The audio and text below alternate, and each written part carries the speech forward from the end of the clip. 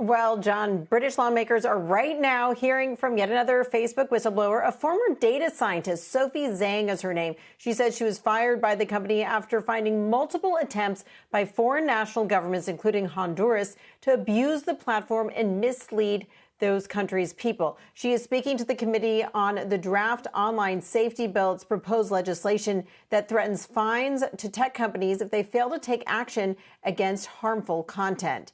This all comes, of course, on the heels of another Wall Street Journal expose saying that internal documents reveal that Facebook's own engineers doubt the company's ability to use artificial intelligence to crack down on hate speech.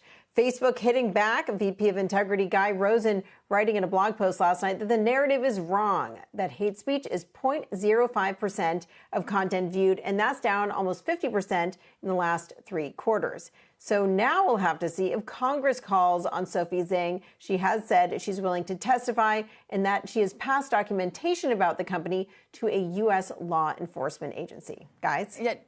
Julie, in terms of that Facebook response, they have this thing called a proactive detection rate, and that's how much their AI systems are taking down hate speech. They say that it had reached 98% as of earlier this year, but not a lot of information as to how they got that number. Do you know anything about it? And do you think that with, the continued scrutiny, there's going to be more pressure they'll ever sort of give us some more transparency as to how they get to these figures?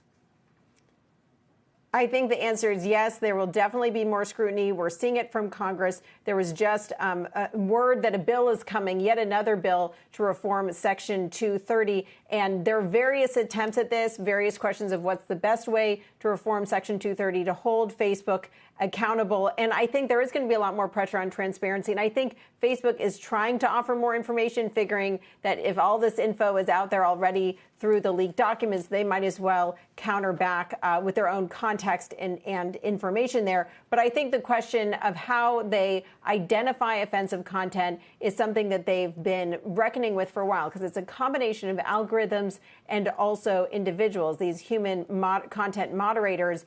And what they're doing is they're giving the number of saying this is the amount of content that we have pulled down, that people have tried to post or people have tried to share, but we have prevented from actually being shared on the platform.